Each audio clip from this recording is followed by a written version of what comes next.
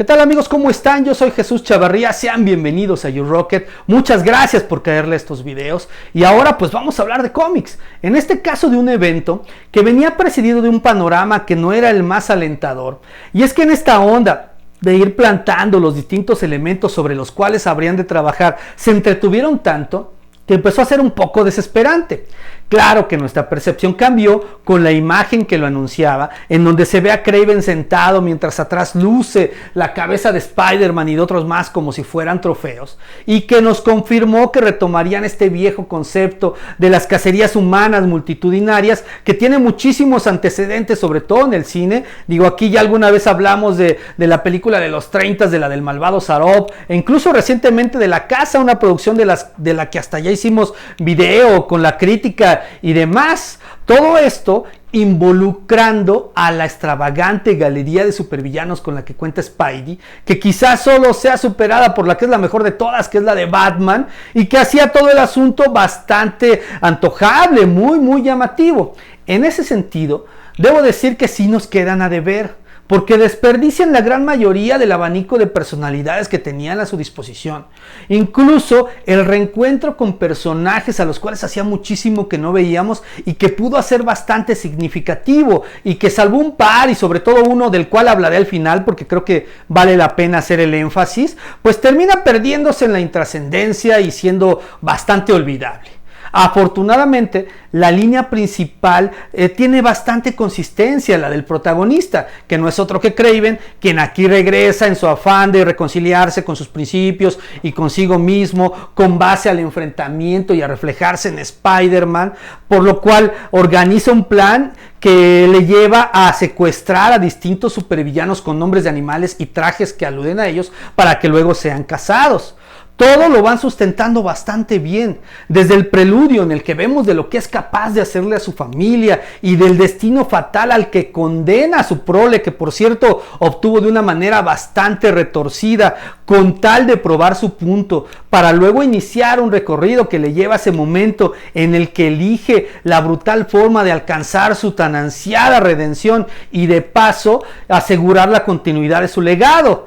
Todo para hacer un retrato patológico bastante interesante de un villano clásico, pero bajo sus nuevas circunstancias, porque recordemos que este sujeto es un resucitado, que su regreso a la vida es algo que no pidió y que además considera como una maldición. Ahora, en cuanto a Spider-Man, es solo la confirmación del por qué es un héroe, de aquello que ya sabemos, que con él lo más importante no es el traje ni los superpoderes, sino la persona que está detrás y que tiene muy claro cuál es el significado de la culpa, del sacrificio y de la responsabilidad. Al margen, van haciendo algunos acercamientos que enriquecen a personajes como la Gata Negra, que debido a la relación que establece con el hijo de Curt Connors, asume posturas que ella creía que no era capaz de hacer. Lo mismo el mismo Curt Connors, quien aquí da un paso más hacia el perdón que está buscando debido a las atrocidades que ha cometido como padre. Aquí además, pues todo va encaminado en dejar también un escenario en donde otros personajes podrán ser mucho mejor aprovechados, como en el caso del Buitre, por ejemplo, también el regreso por ahí de otro supercriminal, del cual no diré nada para si ustedes no han leído la saga, pues lo disfruten, y la participación de Arcade, que resulta más un poco una ocurrencia, pero que a final de cuentas es muy adecuada para el concepto general. Es por estos distintos elementos que se puede decir que sí vale la pena lo que terminó por titularse Casado, más allá de ciertas deficiencias y de la falta de cohesión que hay entre varios de las piezas que lo integran, y que por lo mismo pues lo hace quedarse unos pasos por debajo de aquella obra maestra que es su antecedente inmediato, que es la última cacería de Kraven.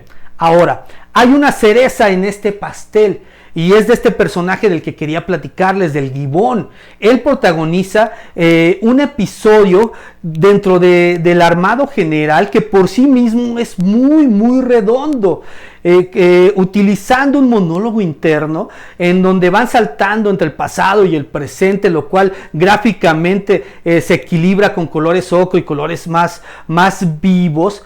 Hacen una exploración de la verdadera naturaleza del Gibbon, la tragedia que lo define, y la escena, la secuencia dramática que está viviendo en el presente y que termina siendo bastante conmovedora y significativa. La verdad es que es un muy buen ejemplo de cómo se puede contar una buena historia utilizando a un personaje considerado prácticamente de tercera y que muchos habrían subestimado.